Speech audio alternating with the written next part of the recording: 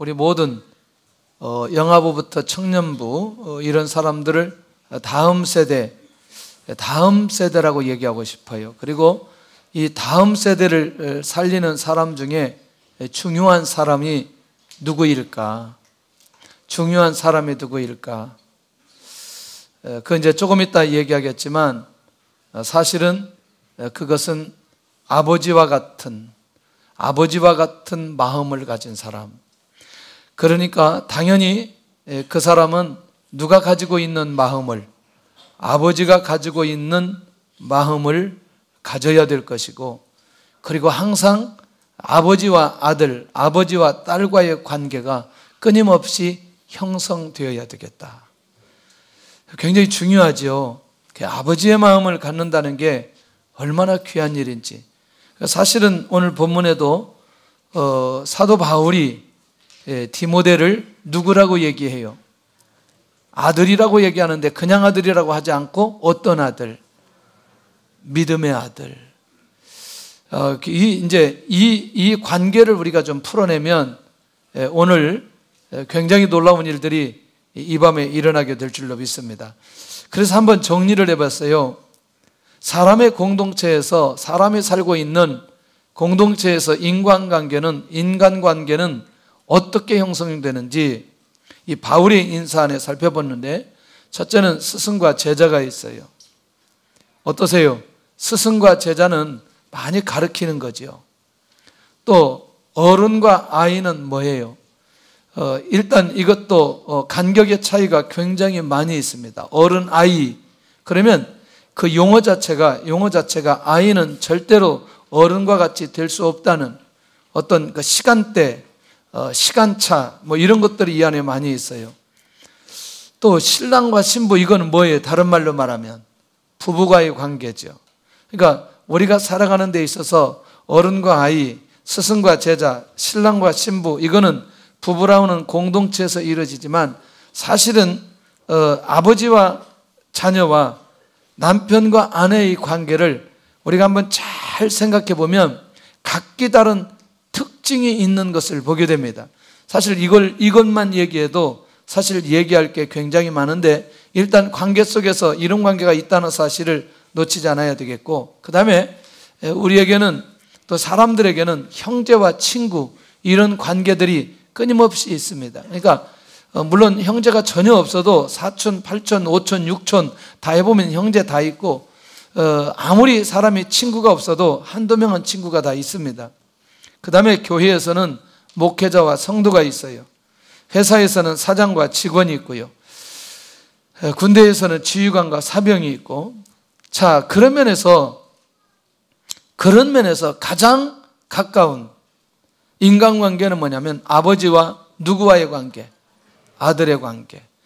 아들이라고 말하면 딸들이 너무나 서운하기 때문에 아버지와 자녀의 관계, 이렇게 말하는 게 훨씬 더 좋겠죠. 아들과 딸의 관계. 사실은 본문에 아들이 나왔기 때문에 아들이라는 용어를 썼을 뿐이에요. 살다 보니까 딸의 가치가 훨씬 더 좋다는 사실을 두고두고 깨닫고 또 깨닫고 있어요. 그러니까 결국 뭐냐면 아들은 날 때 기쁨이 있지만 결국에는 지속적인 기쁨은 딸에게 있다라는 사실을 시간이 지나가 보니까 알겠더라고요. 그때는 잘 몰랐어요. 자, 그런 면에서 아버지에게는 자녀에 대한 보호의 사명이 있습니다. 맞나요? 언제든지 자기도 모르게 습관적으로, 체질적으로 이 자녀를 보호해야 된다는 사명이 있어요. 그 말은 뭐냐면, 다른 말로 말하면 책임의 사명이 있다는 거죠. 보호와 책임이 누구에게 있다? 아버지에게 있다. 굉장히 귀한 것 아니겠어요? 이 관계가. 그 다음에 아버지에게는 어떤 사명이 있냐? 사랑의 사명이 있어요. 그러면 어머니는 없느냐? 어머니의 사랑이 훨씬 더 지속적이죠. 그러니까 사실은 아버지라고 얘기하지만 아버지, 어머니가 가거든요. 부모의 관계, 이렇게 표현하면 훨씬 더 좋다. 그러나 사도 바울이 결혼을 안 했기 때문에 어머니에 관한 얘기를 많이 하는 것보다 아버지에 관한 얘기를 많이 하는 걸 우리가 이해하고 갈 필요가 있겠다는 거죠. 그러니까 사실은 이 모든 관계보다 조금 더 깊은 관계는 사실은 어머니와 자녀와의 관계가 더 깊을 수 있다는 거죠. 세밀할 수 있다는 거죠. 그리고 또 아버지의 사랑도 있지만 사실은 어머니가 자녀에게 주는 사랑은 이게 상상을 초월한 사랑이 그 안에 있다는 것입니다. 그걸 다 우리가 인정하고 이걸 받았으면 좋겠다는 것이죠. 그 다음에 아버지 또는 부모에게는 자녀를 가르쳐야 할 사명이 있다는 거죠. 이 가르친다라고 하는 말이 학문적 가르침이 아니라고 하는 걸 이해했으면 좋겠다는 거죠. 그러니까 인생에 사는 모든 비밀들, 모든 삶을 가르쳐야 되는데 말로 해서 가르치는 게 아니라 삶으로 보여주면서 가르쳐야 될 사명이 있다는 겁니다. 이것 또한 굉장히 중요하죠. 그 다음에 5번째는 아버지에게는 나눠야 될 사명이 있어요. 그러니까 반드시 부모님의 것은 자녀들에게 나눠야 되는, 그것이 내가 나누고 싶지 않아도 결국에는 나눠질 수밖에 없는 게 있다는 거죠. 영적인 유산이라든지 실제적인 유산이라든지 혹은 가지고 있는 성품이라든지 이것들이 자기도 모르게 그냥 자녀들에게 그냥 나뉘어져 가게 되어집니다. 자녀들은 갖지 않으려고 해도 어쩔 수 없이 가지게 되어진다는 거죠. 그러니까 결국 뭐냐면 자녀들의 성품을 가만히 살펴보면, 자녀들의 인격을 가만히 살펴보면 대부분 그 부모님의 성품이나 인격을 벗어나서 가지지 못한다. 특별한 경우 성령께서 강력하게 역사해 주셔서 새롭게 변화시켜주는 경향도 있지만 대부분 그 성품을 변화시켜서 사용하는 게 아니라 그에게 주었던 그 성품을 하나님의 나라 위에 하나님께서 쓰임받게 만들어 주시더라는 거죠. 굉장히 중요한 거죠. 그렇게 이 부모님은 이렇게 나눠야 될 필요가 있다는 거죠. 그런데 보호자 바울은 지금 어디에 있는가? 갑자기 왜 그 부모님에 관한, 아버지에 관한 얘기를 하다가 이 사도 바울의 위치, 지금 그가 있는 장소에 관한 얘기를 왜 지금 여기에서 하고 가야만 할까? 사실은 AD 60년 이후에 사도 바울이 2차 투옥이 됩니다. 2차 투옥이 되고 난 이후에 사도 바울은 결국 순교하게 되어집니다. 그러니까 나이가 많았고, 그리고 나이가 많았다는 것은 결국에는 사도 바울이 세상을 떠날 날이 가까웠다는 거예요. 현재 그가 있는 곳은 어디였고? 감옥이었고, 그리고 시기적으로 나이는 많이 들어 있었고, 그리고 자기는 지금 누구에게? 사랑하는 아들 디모데에게, 믿음의 아들 디모데에게 편지를 쓰고 있다는 것이죠. 그러니까 상황적으로 본다면 오늘 이 본문의 내용은 이 사도 바울이 매우 좋은 조건 속에서, 그리고 환경적인 은혜가 아주 좋은 상황 속에서 오늘 이 디모데에게 편지하는 게 아니라 천국에서 주님께서 자기를 부르실 그날이 가까웠다는 사실을 기억하면서 결국 죽기 전에 믿음의 아들 디모데에게 이 편지를 쓰고 싶은 마음이 그 안에 생겨서, 사실은 그 감옥에서 오늘 이 디모데에게 이 편지를 쓰고 있다는 그 중심을 이해하고 말씀을 받는다면 그냥 말씀을 받는 것보다 굉장한 의미가 이 안에 있게 되어진다는 거죠. 그러면 다른 말로 말하면 이 디모데후서는 무엇과 같은 특징이 있다? 유언과 같은 특징이 있다는 겁니다. 그러니까 유언과 같은 특징이 있기 때문에 이 유언과 같은 특징은 무게가 있다는 것이고, 바울 안에 솔직함과 그리고 정직함이 이 디모데후서 안에 기가 막힌 비밀스러운 내용들이 이 안에 있는 것을 보게 된다는 거죠.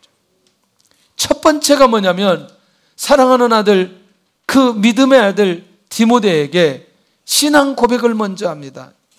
자기의 신분을 가장 명확하게 그리고 자랑스럽게 자기를 밝혀요.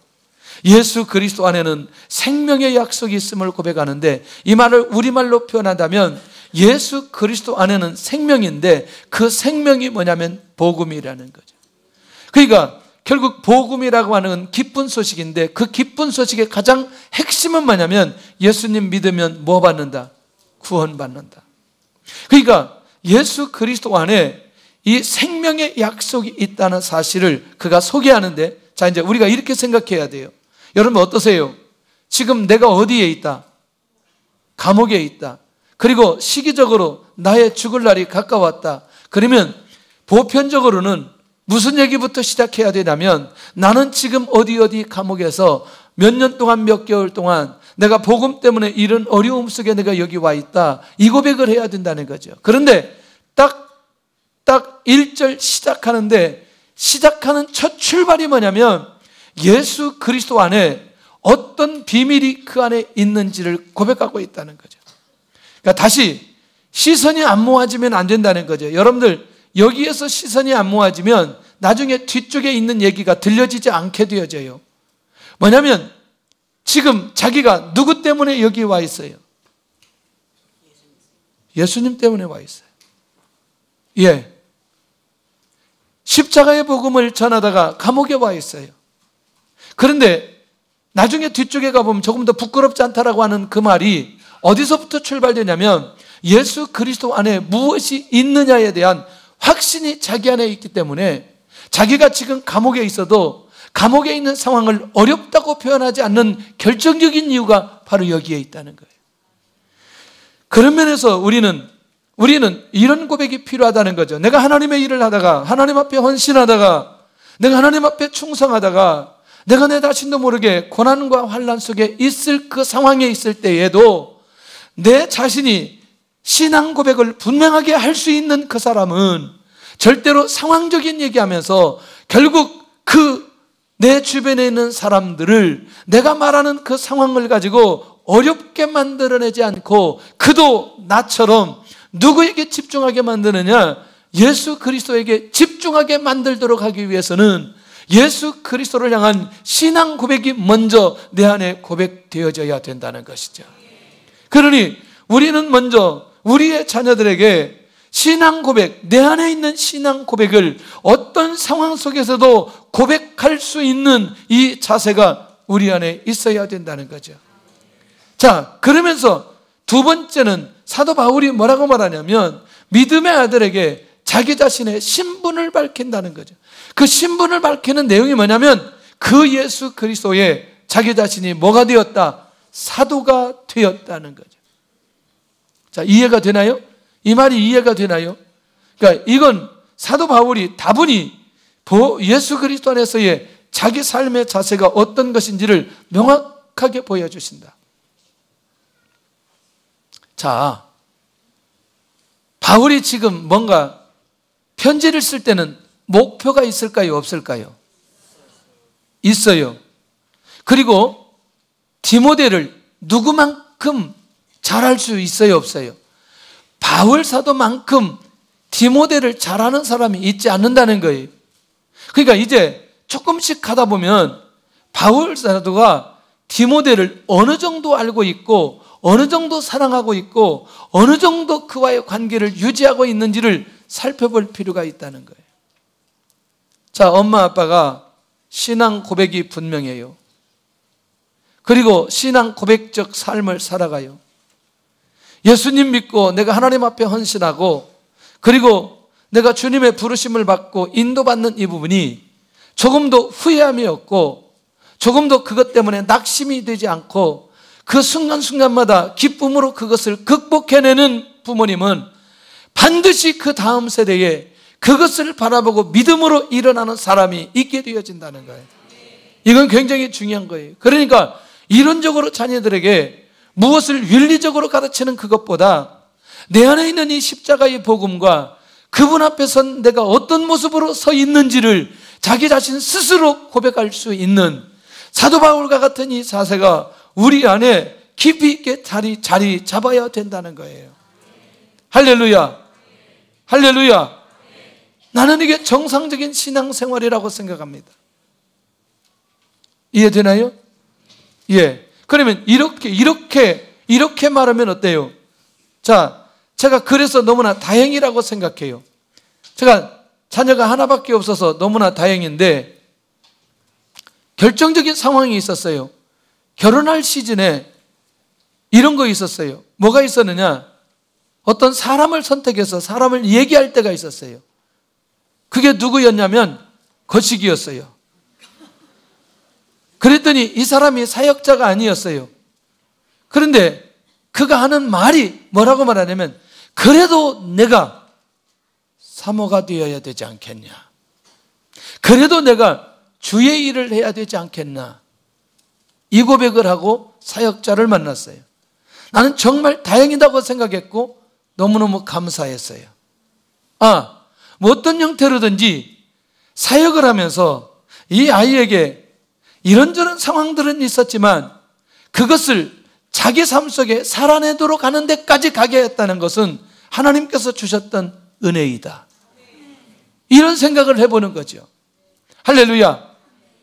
특별히 교회라는 공동체는 사람들이 많이 있기 때문에 예수님과 나와의 관계 속에서 이게 명확하지 않는다면, 내가 명확하게 고백하지 않고 명확하게 결단하지 않는다면 내 모습을 바라보고 절대로 교회 안에 깊숙하게 들어오려고 하지 않을 거라는 거예요. 그러나 내가 그렇게 바울처럼 그렇게 살기로 작정하고 그렇게 내가 헌신하고 인도받아 갈 때에 내 자녀도 그것을 바라보고 자기도 그렇게 살아가려고 애를 쓸 거라는 거죠. 할렐루야. 조금 더 가볼게요. 그래서 사도 바울은 자기의 신분을 매우 자랑스럽게 여겼다는 거죠. 그리고 난 이후에 이 사도 바울은 믿음의 아들에게 축복합니다. 주께로부터 오는 은혜와 평강이 있을 것이다. 이건 축도거든요. 축도거든요. 살펴보니까 로마서 1장 7절이나 고린도 1장 3절이나 고린도후서 1장 2절이나 갈라디아서 1장 3절, 디모데서 1장 2절은 동일하게 교회의 사람들에게 축복하고 있습니다. 역시 축도하고 있다는 거죠. 그러니까 사실은 바울 사도가 환경적으로 어렵지만 사람을 축복하고 싶은 마음은 어떤 시간과 여건에 상관없이 바울 사도 안에는 이것이 기본적으로 형성되어져 있다는 것이죠. 할렐루야. 그러니 여러분들, 일단 이 세 번째 단계에서 우리가 놓치지 않아야 될 것 중에 한 가지는 내 자녀이건 아니건 마음껏 축복할 수 있는 축도의 마음이 우리 안에 있어야 된다는 것이죠. 할렐루야. 끊임없이 축복하고자 하는 의지가 우리 안에 있을 때에 그것이 그대로 흘러내려가 정말 주님께로부터 오는 그 은혜와 평강이 우리의 자녀들에게, 다음 세대에 그렇게 흘러가게 될 줄로 믿습니다. 흘러가게 될 줄로 믿습니다. 그래서 우리 아이들에게도, 우리 이번에 진급하는 모든 자들에게도 이런 은혜와 평강이 있게 될 줄로 믿습니다. 마음껏 우리는 축복할 필요가 있다는 것이죠. 자, 그렇다면 이제 이 믿음의 아들 디모데에 대해서 정말 얼마나 자세하게 알고 있는지를 한번 살펴볼 필요가 있어요. 지금 같이 있어요? 떨어져 있어요? 떨어져 있어요. 같이 있어요? 떨어져 있어요? 떨어져 있어요. 자, 떨어져 있는 바울이 뭐라고 말하냐면, 이 디모데를 놓고 기도를 하는데, 항상 기도를 하는데 쉬지 않고 기도하고, 기도할 때마다 누구를 생각하느냐? 디모데를 생각한다고 얘기합니다. 다시, 기도를 쉬지 않고 기도를 하는데, 누구를 위해서 기도하는데? 디모데를 위해서 기도하는데, 기도할 때마다 항상 누구를 생각한다? 디모데를 생각한다. 혹시 우리가 쉬지 않고 기도하는 기도의 대상이 있나요? 그리고 기도할 때마다 항상 생각나는 사람이 있나요? 예. 여러분들, 다른 건 몰라도, 다른 사람은 몰라도 우리의 자녀들은, 내가 우리의 자녀들을 기도할 때마다 쉬지 않고 자녀들을 위해서 기도할 수 있기를 바라고, 그리고 기도할 때마다 그 자녀들이 생각날 수 있기를 바랍니다. 여러분들, 이 사도 바울은 모든 관계를 기도로 만나버리고 기도로 결론을 내리는 것을 보게 된다는 거예요. 멋있어요? 멋있잖아요. 그러니까 자기는 지금 어디에 있으면서도, 감옥에 있으면서도 누구를 위한 기도를, 디모데를 위한 기도를 끊임없이 사도 바울이 삶으로 살아내고 있는 것을 보게 된다는 거예요. 악한 사람이 어떤 사람이냐? 자녀를 놓고 일주일 동안 한 번도 기도하지 않는 사람은 악한 부모예요. 악한 아빠예요. 악한 엄마예요. 할렐루야. 그리고 또 악한 사람이 누구냐? 문제 있을 때만 기도하는 엄마, 아빠도 악한 사람이에요. 문제 없을 때 항상 깨어서 쉬지 말고 기도해야 돼요. 할렐루야. 할렐루야. 왜 우리 자녀는 문제가 많을까? 그 사람은 기도하지 않기 때문에 기도를 시키기 위해서 문제를 주는 것뿐이지, 그 아들이나 딸이 문제가 있는 건 전혀 아니라는 거 꼭 기억하시기를 바랍니다. 그리고 자녀들은 말하기를 자기가 뜻대로 잘 되지 않을 때는 엄마가 기도하지 않아서 그렇다고 얘기를 해요. 그러나 영적으로 성숙하기 위해서 한 단계 올라가도록 주시는 고난도 있기 때문에 다 그렇게 부모님에게 몰아붙이기 시작하면 불효자가 되기 때문에 그거는 마음으로만 그렇게 하지 입으로 말해서는 안 되는 거예요. 할렐루야. 자, 두 번째는 믿음의 아들 이 디모데 때문에 사도 바울이 하나님께 감사하다는 거예요. 왜? 조상 때부터 청결한 양심으로 섬겨오는 마음이 누구에게 있었느냐? 디모데에게 있는 거죠. 그러니까 이게 이제 계속해서 나오지만 이 배경이 있어요. 영적 배경이 있어요. 외할머니, 어머니를 통해서 왔던 그 믿음의 유산이 오늘 이 디모데가 청결한 양심으로, 깨끗한 양심으로 신앙생활하는 이것을 바라보며 하나님 앞에 감사하고 있다는 거죠. 좀 멋있잖아요? 자, 다시 좀 이걸 우리말로 좀 해볼게요. 똑같이 신앙생활하는데 여러분들 청결하다, 청결하다, 청결하다, 깨끗하다, 깨끗하다, 거짓이 없다, 여러분들 어떻게 생각이 드나요? 단순하게 하나님의 말씀이 주어질 때에 하나님 앞에 고민하지 않고 믿음으로 순종의 자리에 들어가고 또 은혜의 자리에 들어가고 또 하나님 앞에 감사의 자리에 들어가면서 하나님께서 말씀하시는 그대로 따라가려고 하는 그 귀한 아름다운 마음, 얼마나 귀한지 모른다는 거예요. 하나님하고 씨름하는 사람 되지 않기를 바랍니다. 할렐루야. 하나님 앞에 원망하는 사람 되지 않기를 원합니다. 그런데 우리가 그렇게 청결한 양심을 가지고 신앙생활하게 되어지면 자녀들도 청결한 양심으로 신앙생활을 할 수 있는 그런 자녀들이 생기게 된다니까요. 할렐루야. 이거는 흘러가게 되어져 있다는 거죠. 이거를 누가 보느냐? 이 사도 바울이 보고 있다는 거죠. 믿음의 아들 영적 상태까지 알고 있는데 이 4절이요 너무나 감동적이에요. 성경 보고 가야 돼요. 4절 디모데후서 1장 4절 시작. 내 눈물을 생각하여 너 보기를 원함은 내 기쁨이 가득하게 하려 함이니. 그러니까 이거를 그냥 이렇게 보편적 상황 속에서 이 편지가 왔다면 뭐 그럴 수 있겠는데, 아까 처음 서두에 사도 바울이 그렇게 감옥에 있으면서 그 믿음의 아들에게 뭐라고 말하느냐? 내 눈물을 생각하여, 내 눈물을 생각하여. 눈물의 영성을 가졌던 이 디모데를 생각하는 사도 바울인 거죠. 이게요 어디에서 일어나느냐? 사도행전 20장 37절에요 에베소에서 이 헤어질 때에 곧 다 크게 울며 바울의 목을 안고 입을 맞추고 이때가 있어요. 그러니까 사실은 에베소에서 사도 바울이 성령의 인도 가운데 어디로 갈 때에? 예루살렘으로 갈 때에. 그리고 예루살렘에 가서 어떻게 갔어요? 어디까지 가요? 로마까지 가는 이 과정이 전개되잖아요. 그래서 그 에베소를 떠날 때 이 성도들과 그 떠나는 그 전송의 장면에서 그 울었던 그 상황들이 있는 거죠. 와, 곧 다 크게 울며 바울의 목을 안고 입 맞추고 잊을 수 없는 거죠. 그러니까 결국 이 디모데 안에는 이렇게 눈물의 영성이 끊임없이 그 안에 있다는 사실을 기억하고 또 그때 그 사건도 기억하면서 결국 그 상황을 그리워하는 바울의 모습을 발견할 수 있는 것 아니겠냐는 거예요. 할렐루야. 그래서 이 이 디모데가 흘렸던 그 눈물까지도 사도 바울이 기억하고 있다는 거예요.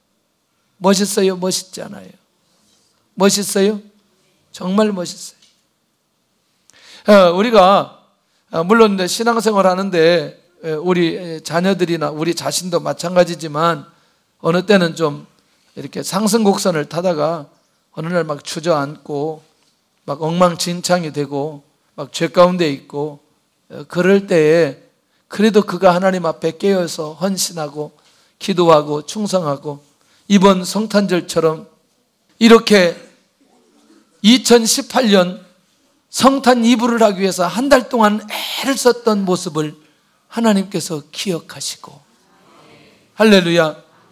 언젠가는 그가 어느 때인지는 모르지만 하나님 앞에 쓰임받고 그렇게 애통하며 그렇게 순종하며 그런 때가 있었다는 사실을 기억하는 게 얼마나 귀한지. 할렐루야.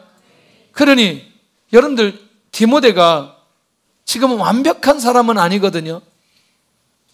다시 디모데가 완벽한 사람은 아니거든요. 왜 편지를 쓰는지를 조금씩 더 구체적으로 가면 알 수 있거든요. 그렇지만 바울이 디모데를 생각할 때 감동이 있는 거지요. 그렇게 눈물을 흘리고 그리고 그렇게 애통할 줄 아는 마음이 누구에게 있느냐? 디모데에게 있는 거죠. 그러니까 그만큼 디모데의 마음과 디모데의 영적인 상황을 너무나 잘 알고 있는 거예요. 여러분들 우리의 자녀들 뿐만 아니라 우리 교회 이 시대에 있는 이 사람들이 가지고 있는 다음 세대에 가지고 있는 이 부분에 대한 감각들이 우리 안에 있어야 된다는 거예요.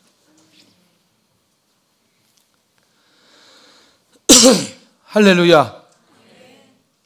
할렐루야. 그래서 제가 이제 얘들하고 약속을 했기 때문에 1월 달에 제가 같이 제주도에 가기로 했어요. 마음으로. 아니, 박수 치지 마. 박수 치지 마. 그냥. 그래도 내가 갈 테니까 박수 치지 마. 그래도 갈 거니까. 목사님하고 가면 힘들어, 너희들. 새벽에 일어나서 기도해야지. 저녁에 기도해야지. 제주도에 저기 한라산에 가서 기도해야지.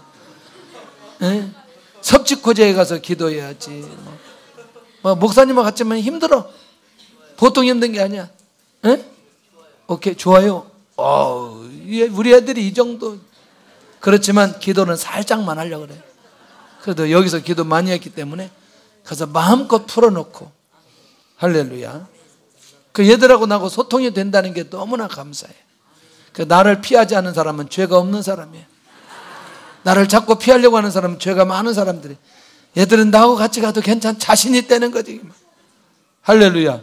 근데 이렇게 한번 갔다 오면 굉장히 가까워지는 거예요. 지난번에 파라과이나 말레이시아 이렇게 갔다 오면서 청년들하고 굉장히 가까워지는 거죠. 얼마나 감사한 일인지. 평생에 여러분들 손톱으로 제 몸을 핥힐 사람이 몇 명이나 될 것 같아요.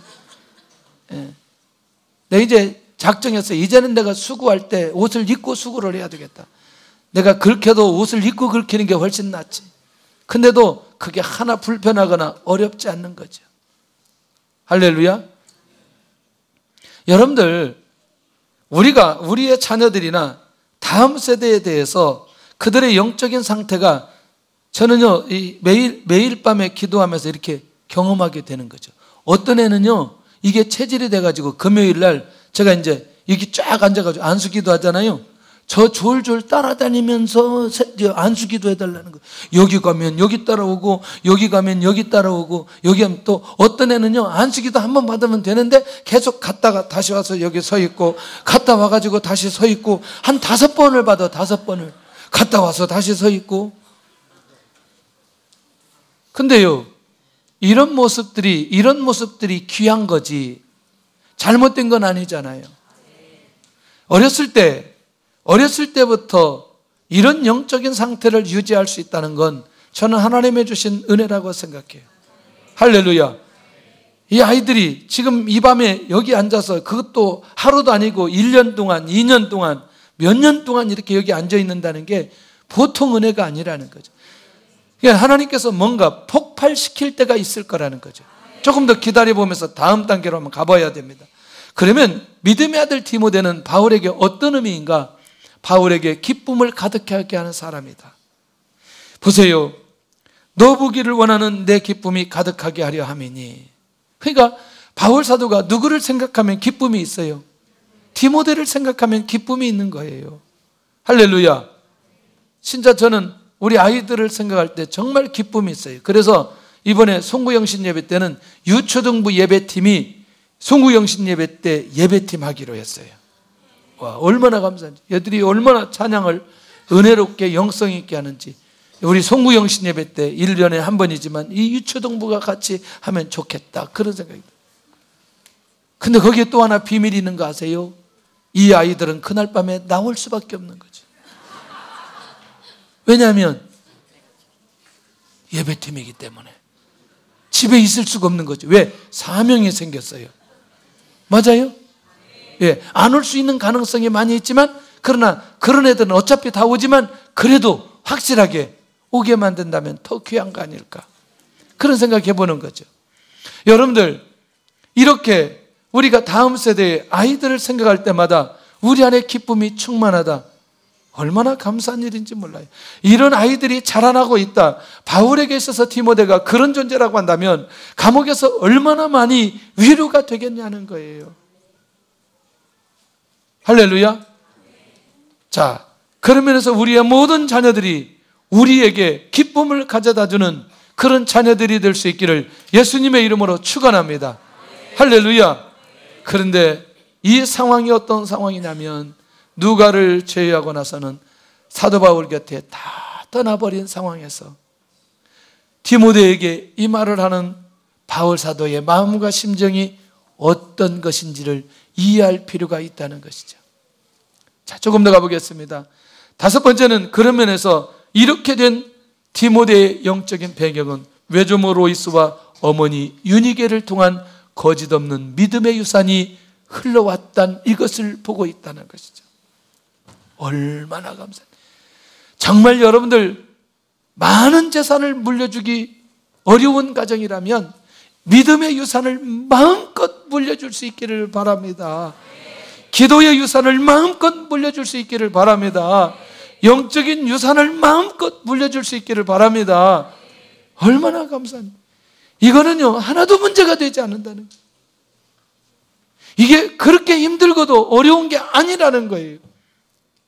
정말 우리는 만약에 이런 유산을 못 물려줬다면 우리가 책임감을 가지고 하나님 앞에 애통하는 모습으로 언제든지 서 있어야 되겠다는 거예요. 깨어있기를 바랍니다. 이 부분에 여러분들이 하나님 앞에 정말 깨어있어야 되겠다. 제가 한번 몇 개 교회를 이렇게 개인적으로 이렇게 리서치해 볼 때가 있었어요. 근데 그 교회들은 대부분 제가 이름만 대도 잘 아는 교회들이에요. 유명한 분들이기 때문에. 그런데 한 10명 정도를 조사를 했는데요, 10명 정도 중에 한두 명을 제외하고는 목사님들 배경이 전부 다 아버지, 어머니의 배경들이 있더라는 거예요. 영적인 유산의 배경이 있고 그분들이 고백하는 내용 중에 반드시 아버지에 대한 얘기가, 어머니에 대한 얘기들이 있더라는 거예요. 물론 그분들 중에 그냥 자기가 믿어서 자기 대에 복음이 확산된 분들도 있어요. 10명에 한두 명 정도. 그런데 대부분은, 많은 분들이 이런 영적인 유산을 가지고 하나님의 은혜 속에 살아가는 분들이 많이 있더라는 것이죠. 혹시 내가 영적인 유산이 나에게 내려오지 않는 분이 있다면 나를 통해서 영적인 유산을 만들어서 밑으로 흘러내려 보낼 수 있기를 바라고, 내려온 믿음의 유산이 나에게 있다면 하나님 앞에 감사하고 부모님께 감사할 수 있기를 바랍니다. 할렐루야, 할렐루야. 그런 면에서 제가 항상 하는 말씀은 결국 뭐냐면, 저는 제 의지와 상관없이 목회자가 되어야 되고, 이렇게 제가 목회를 하는 것도 그런 믿음의 유산의 결과 속에서 하나님 앞에 쓰임받게 되어지는 것이다 라는 것이죠. 저는 중고등학교 다닐 때 제 능력으로 일어나서 새벽 예배를 한 번도 간 적이 없어요. 제 능력으로 일어나서 간 적이 없어요. 왜냐하면 잠이 많기 때문에. 그러나 새벽 예배, 새벽에 일어난 때는 있어요. 방학 때 조기 축구할 때는 깨우지도 않았는데 알아서 일어나서 가서 운동을 했어요. 이런 제가 결국 새벽 예배를 하면서 목회할 수 있는 것은 믿음의 유산 때문이라는 거예요. 누구에게든지 어떤 사람들에게든지 자신 있게 얘기할 수 있는. 그런데 디모데에게 이런 영적인 유산이 흘러내려왔다. 자, 거짓 없는 믿음이란 가장하지 않는 믿음이고요, 가식이 없는 믿음이고요, 일시적인 믿음이 아닌 믿음이고요, 꾸미지 않는 믿음이고, 위선 믿음이 아닌 믿음이고, 결국 하나님 앞에서의 정직한 믿음은 결국 믿음으로 보여준 어머니, 할머니를 통해서 이 디모데에게 이런 유산이 흘러왔다는 사실을 이제 정확하게 사도 바울이 알려주고 있습니다. 오늘 우리 안에 이런 영적인 흐름들이 끊임없이 흘러올 수 있기를 바랍니다. 자, 이제 중요한 겁니다. 자, 이게 뭐냐면 지금 이 내용을 놓치면 이제 오늘 설교 들은 것 앞에는 한 30% 되는 거, 지금 한 70% 되는 거예요. 자, 어땠어요? 바울이 자기가 주님 앞에 누구인가를 밝혔어요. 그리고 축복도 합니다. 그리고 칭찬도 합니다. 그게 목적은 아니었어요. 그게 바울의 본심은 아니었어요. 진짜 바울이 하고 싶은 건 바로 이거였어요. 결국 디모데를 만나기를 원했던 결정적인 이유는 자신의 안수를 통해서 디모데 안에 불릴 듯 은사가 일어나도록 하기 위한 마음이 바울에게 있었던 거예요. 그래서 제가 이 내용이 너무나 궁금했어요. 왜 궁금했냐면, 아니, 바울이 지금 디모데가 어떤 상태였기 때문에 안수를 하려고 했을까? 성경학자들은 이렇게 말합니다. 디모데가 약간 내성적인, 그리고 약간의 두려움이 그 안에 있는 사역자였던 것으로 보았고, 이 디모데가 다시 목회적 은사를 가지고 목회적 차원의 하나님의 일을 하기를 원하는 마음이 누구에게 있었느냐? 바울에게 있었던 거죠. 자, 이제부터 중요하죠. 결국 무슨 얘기냐면, 여러분들, 오늘 우리가 이 다음 세대에 많은 사람들에게 흘러나게 해야 될 결정적 내용이 하나 있다면, 하나님, 지금 나보다, 그러니까 이 디모데 안에 이 엄청난 은사들이 일어나서 하나님의 사역을 잘하기를 원하는 마음이 바울 안에 있는 거예요. 우리말로 바꿀게요.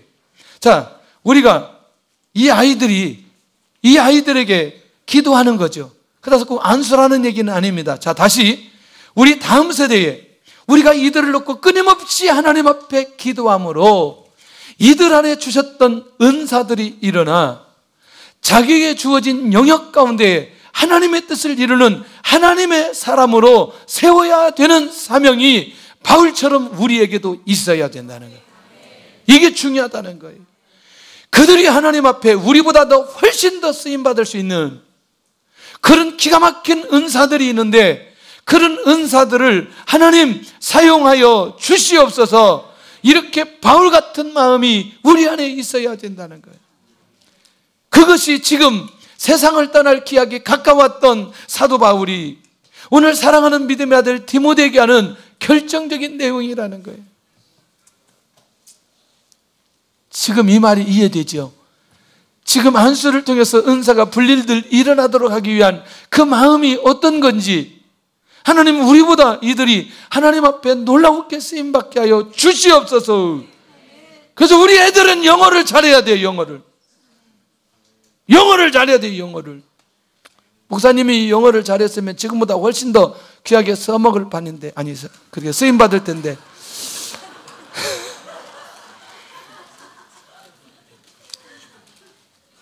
할렐루야. 그렇다고 해서 중국어를 잘하는 것도 아니고, 중국어 3마디 가지고 제가 중국에서 살았지만,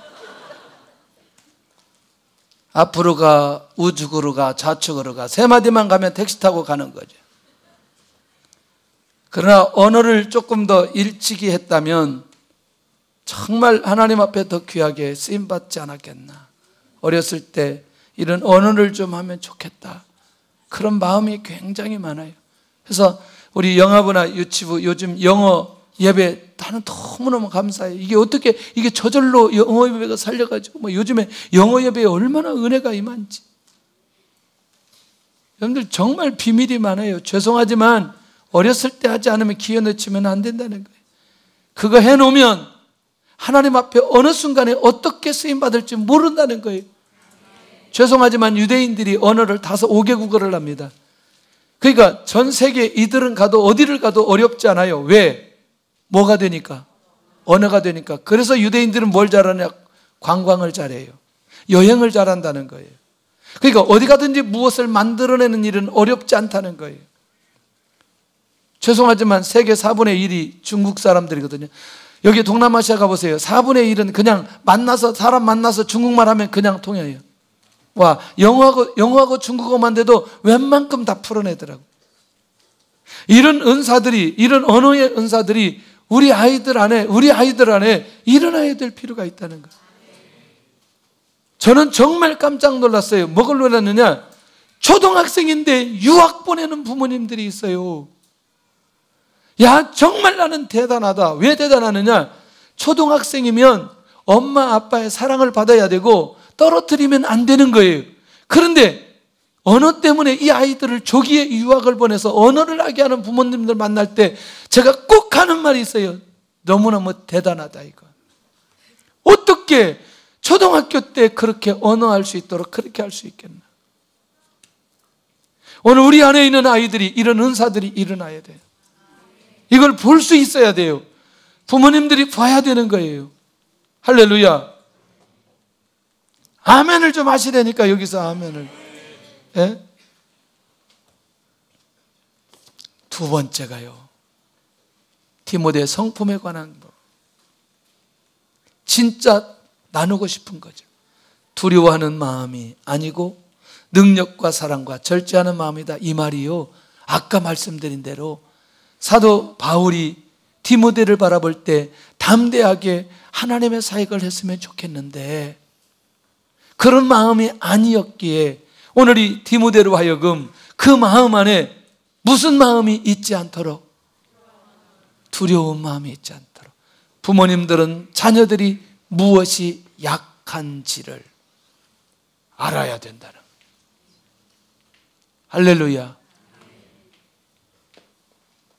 한 번 두려운 마음에 사로잡히면, 한 번 우울증에 사로잡히면, 좌절감에 사로잡히면 이거 헤어나오기가 쉽지 않습니다. 할렐루야. 너무나 교만하는 것도 문제가 있지만 이렇게 두려운 마음이 우리를 사로잡을 때에 그것을 극복하고 일어나는 건 쉽지 않아요. 성령의 역사가 일어나야 된다는 거예요.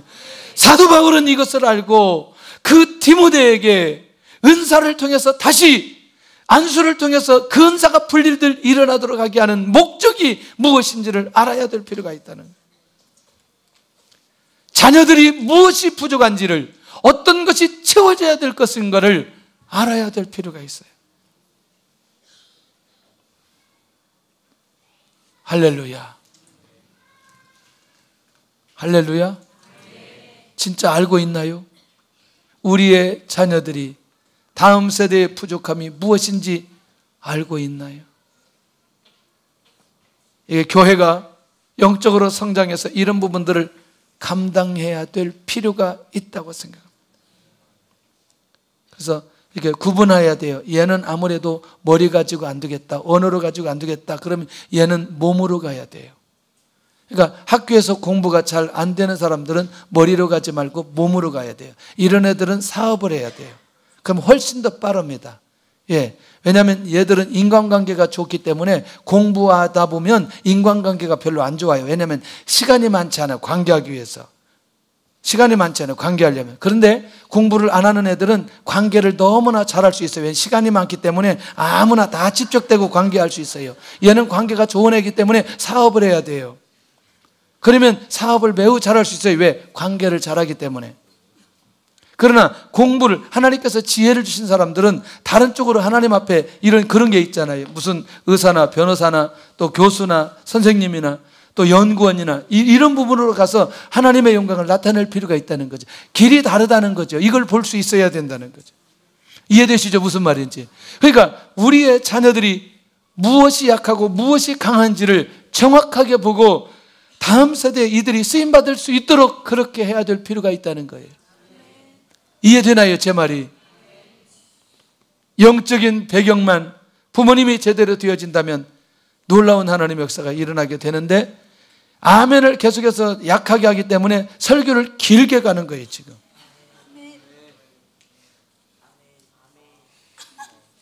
아멘을 그렇게 산발적으로 할 게 아니에요. 그러나 다 끝나가요. 내가 주의 증인이 된 것을 부끄러워하지 말아라. 자, 이제 3절, 8절을 한번 봐야 돼. 이제 다 끝났어요. 시작. 그러므로 너는 내가 우리 주를 증언함과 또는 주의를 위하여 갇힌다 된 나를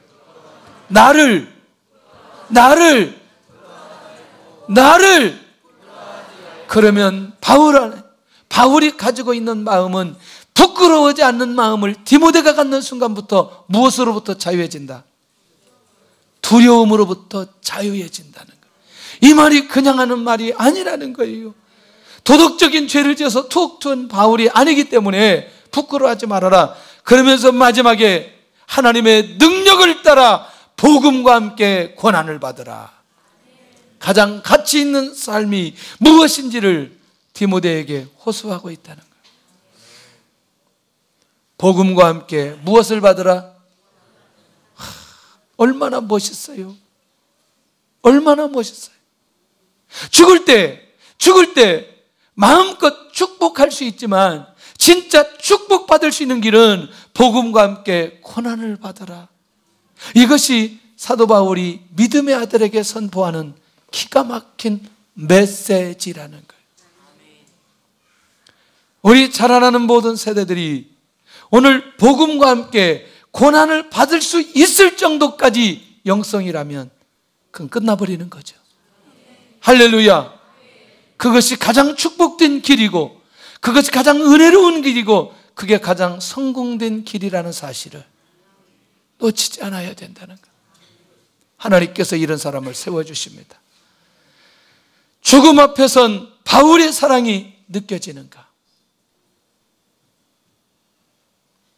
믿음의 아들을 향한 그 사랑이 느껴지나? 오늘 느껴질 수 있기를 바랍니다. 결론입니다. 나는 다음 세대를 어떻게 생각하나? 나는 다음 세대에 어떤 입장에 서 있는가? 나는 다음 세대에 어떤 모습을 보고 있는가?